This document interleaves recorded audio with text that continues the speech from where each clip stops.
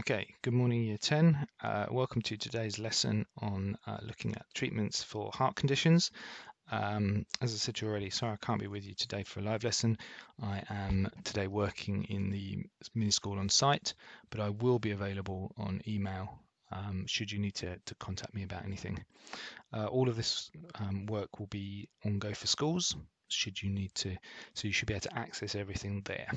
Okay, and then anything you've done, please upload in the usual place on Teams. Okay, so let's start today with a recall task.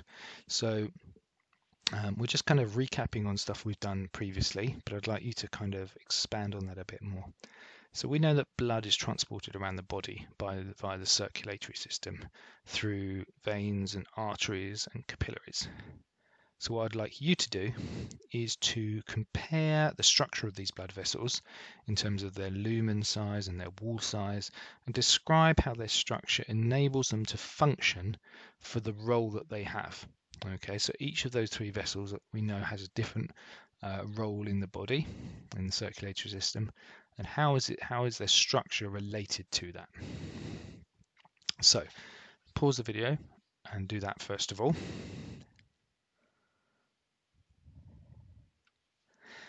Okay, so today we're looking at treating heart problems. Okay, now there are several methods for treating some of the heart problems that we discussed in our previous lesson. Okay, when you looked at some of the different types of issues.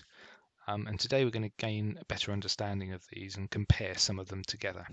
Okay, so what we're going to look at first of all is how maybe some of these problems arise.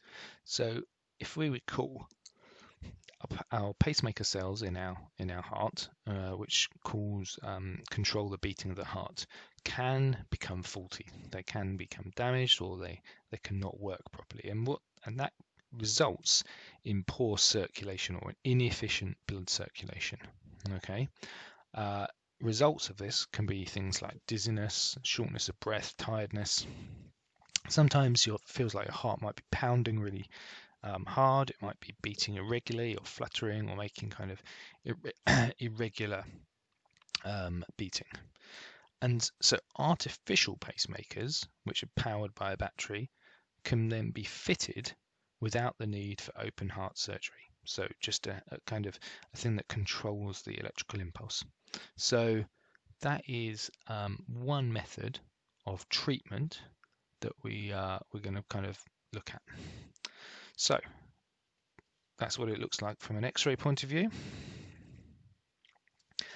Quick copy and complete task for you.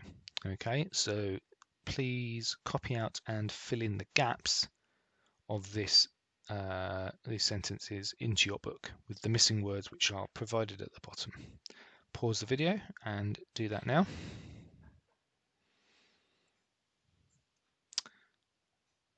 Okay, moving on. There are now two videos for you to watch, one around artificial hearts and one around artificial heart valves, which I mentioned at the end of last lesson. Okay, now I would like you to watch both of these videos before you carry on with the next task. I will post links for these in Go for Schools as well, so you can link them go to them directly. Okay, so make sure you don't need to take any specific notes, but you might want to refer back to them when you are doing the main task. So watch those videos now. Okay, and here is your main task today.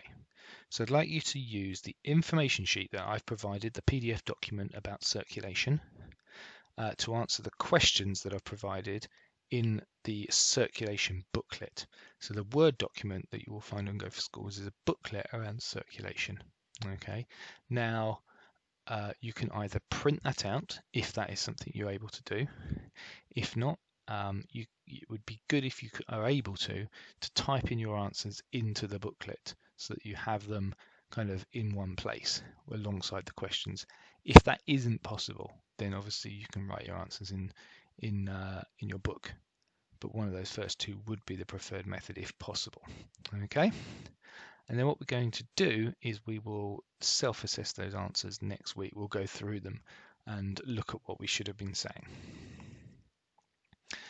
So the final task, once you have done all of that, will be to just kind of summarize everything, okay? Consolidate what you've just learned.